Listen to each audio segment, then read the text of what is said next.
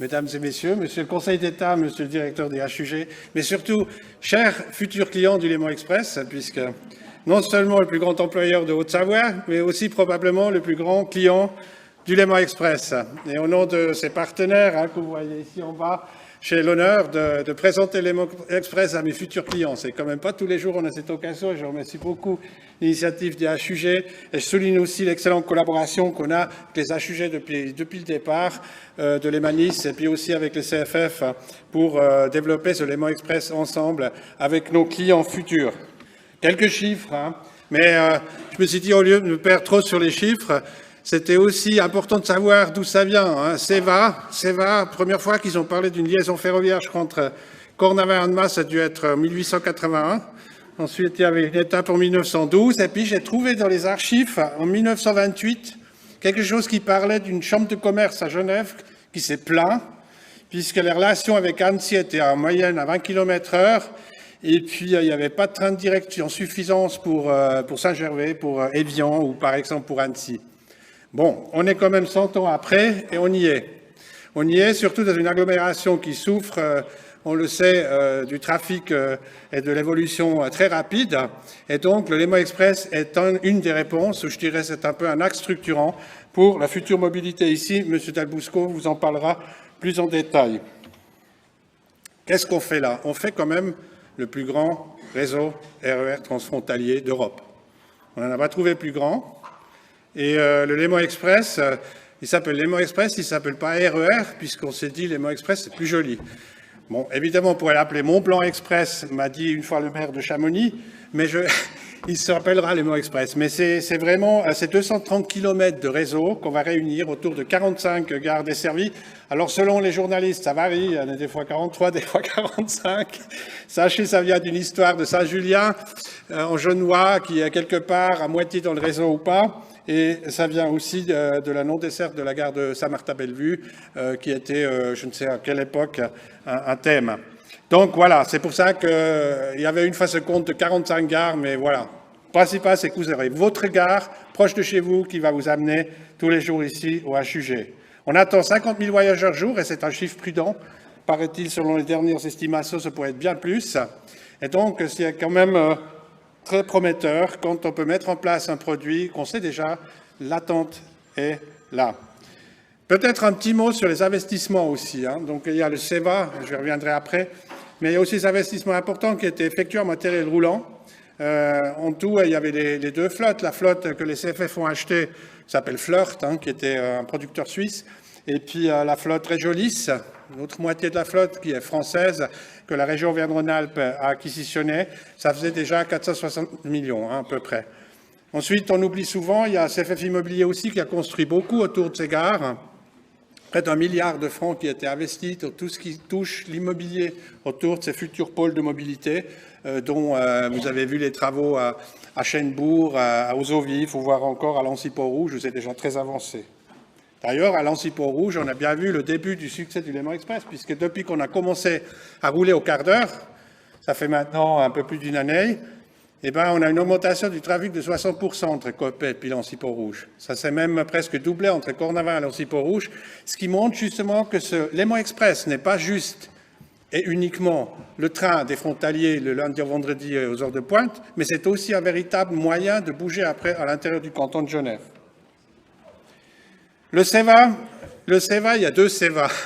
Il y a le Seva suisse, si l'on se tire, avec 1,5 milliard qui était investi entre le canton de Genève et la Confédération pour construire cette ligne entre Cornavin, Eauvive et Annemasse. D'ailleurs, Seva, c'est ça que ça veut dire, Cornavin, Eauvive, Annemasse. Et vous avez le Seva France qui comprend tous les investissements et les rénovations qui étaient faites pour le Léman Express côté français. Ça veut dire à la fois la sortie du train du côté d'Annemasse, donc la fin du tunnel sur territoire français, et aussi la rénovation des gares, l'adaptation des quais, la gare d'Annemasse qui était quasi refaite. Vous avez vu cette gare qui va devenir une des plus importantes d'Auvergne-Rhône-Alpes. Passons de 70 trains par jour à plus de 200 trains par jour. C'est vraiment une révolution au mois de décembre. Il y a Thonon-les-Bains avec la passerelle. Voilà, il y a des grands investissements qui étaient faits par la région, par l'État, par le département aussi pour préparer la venue du Léman Express. Alors, quelques images. Et puis, je me suis permis de résumer un petit peu le plus important. Vous avez le pont sur l'Arve, vous avez peut-être déjà vu, hein, c'est assez unique.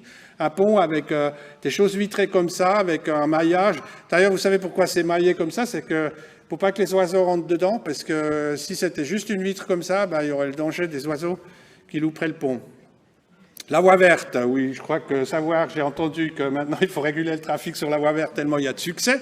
L'ancien chemin de fer, hein, l'ancien chemin de fer d'Eau-Vive à Annemasse. J'ai appris tout à l'heure avec plaisir qu'il y avait déjà des clients ici, ou une cliente en particulier qui prenait la Micheline entre les Eaux-Vives et Annemasse. Je vous assure, on sera plus moderne.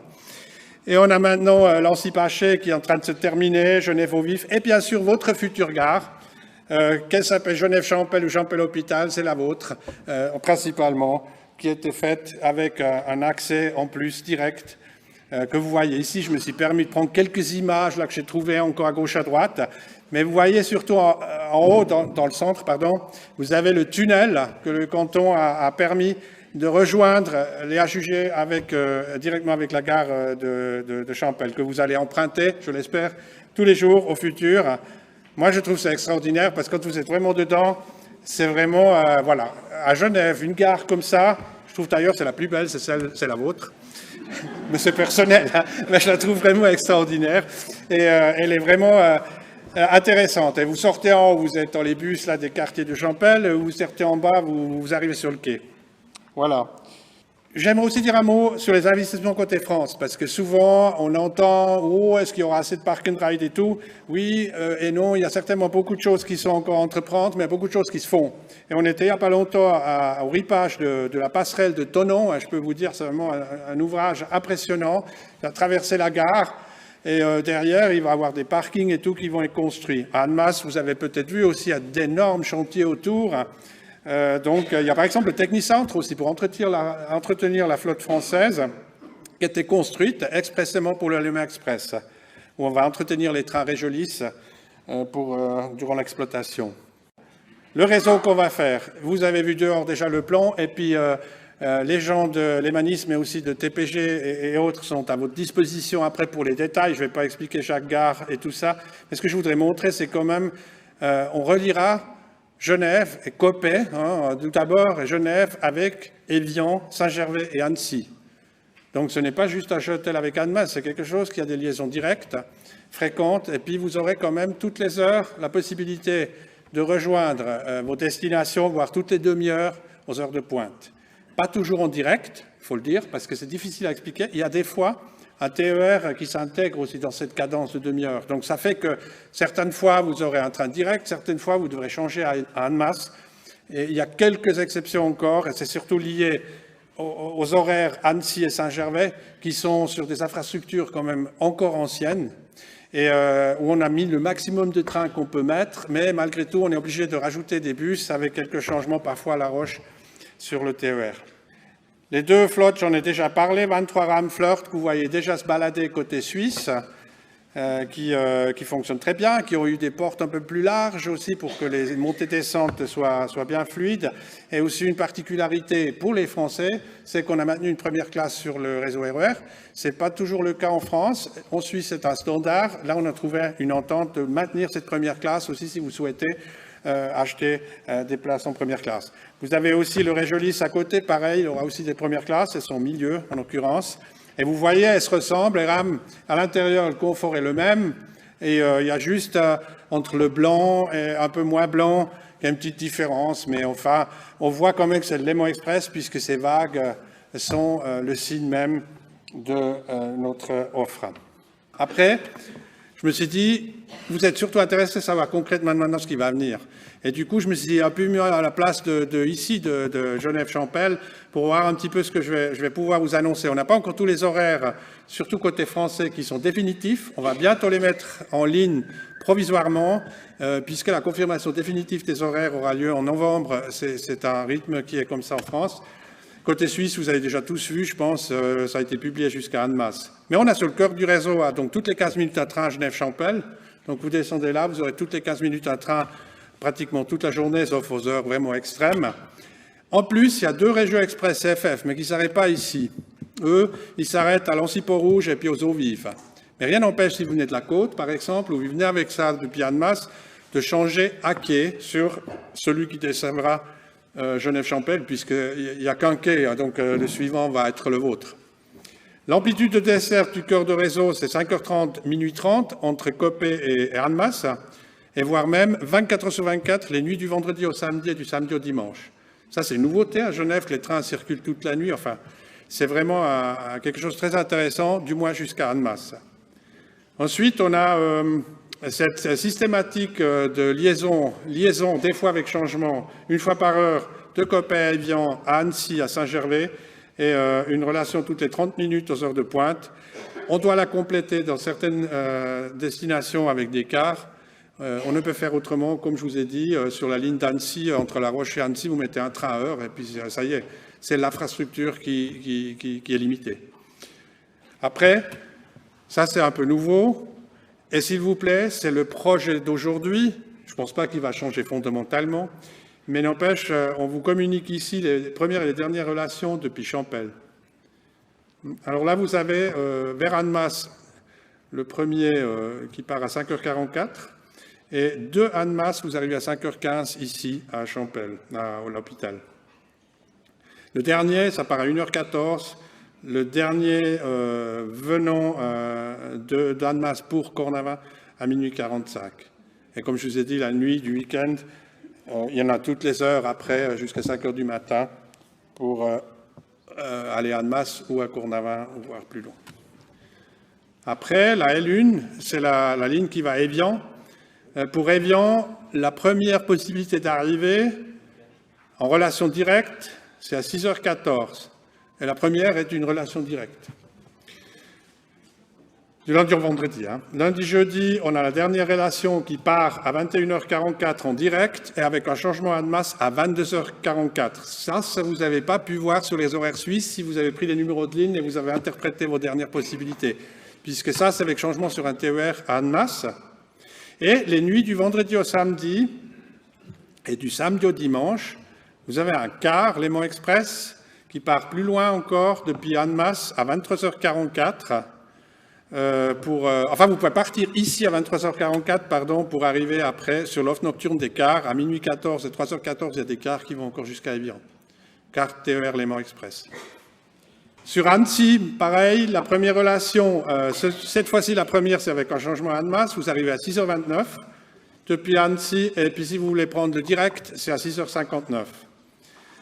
Vous avez la dernière relation qui part à 20h59, et puis avec changement à Annemasse à 21h59, donc vers 22h, et puis vous avez la nuit du vendredi au samedi et samedi et dimanche, la dernière relation avec un bus, depuis Annemasse à 22h59, départ Champel.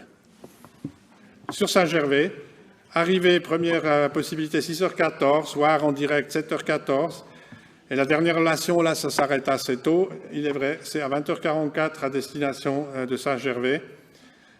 Il est direct. Et puis là aussi, vous avez encore des bus le week-end qui sont un petit peu plus tard. Voilà. Donc maintenant, vous saurez sur la ligne 5 et 6 qui sont sur Bellegarde et La Plaine, ça ne change pas énormément l'offre. Par contre, ce qui change, c'est le nombre de places disponibles aux heures de pointe pour celles et ceux qui sont concernés, puisque l'allongement des quais qui est en cours de réalisation actuellement sera terminé pour le changement d'horaire, et puis ça permettra justement ces trains qui sont connus comme archibondés, voire trop pleins. On a eu malheureusement des jours où les gens ne pouvaient pas tous monter pour pouvoir rajouter une rame et puis avoir plus de place à ces trains très critiques. Et bien sûr, des hubs de correspondance avec les grandes lignes CFF, TGV et aussi l'aéroport. Parce que des fois, on dit, oui, mais l'aéroport, vous n'allez pas à l'aéroport. Non, mais le temps d'attente moyenne, c'est 7 minutes à Cornavin pour changer. Je vous invite à faire le pari en voiture pour chercher une place de parc à l'aéroport ou dans les proximités ou un peu plus loin. Donc, on est toujours gagnant suivant comment. Pour les tarifications, là aussi, nos gens seront disponibles pour vous donner des détails là-dessus. Ce qu'il faut savoir, qu'il y a toujours à la zone 10 à Genève, mais M. Dalbousco expliquera tout ça. Il y a le Léman Pass qui sera vraiment cette tarification qui vous intéresse en tant que frontalier. Et vous avez la gamme tarifaire TER qui d'ailleurs restera toujours en vigueur pour la Haute-Savoie. Et puis on a quelques présentations publiques, à la fois dans les communes à Genève, pour les Genevoises et Genevois, que le canton de Genève a organisé.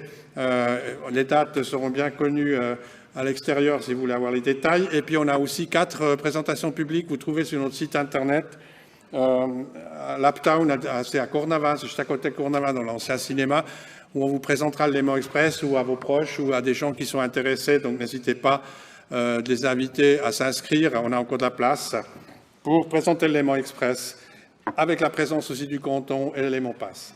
Et dans l'attente de cette venue du Léman Express et de vous retrouver à bord des trains, je vous remercie de votre attention.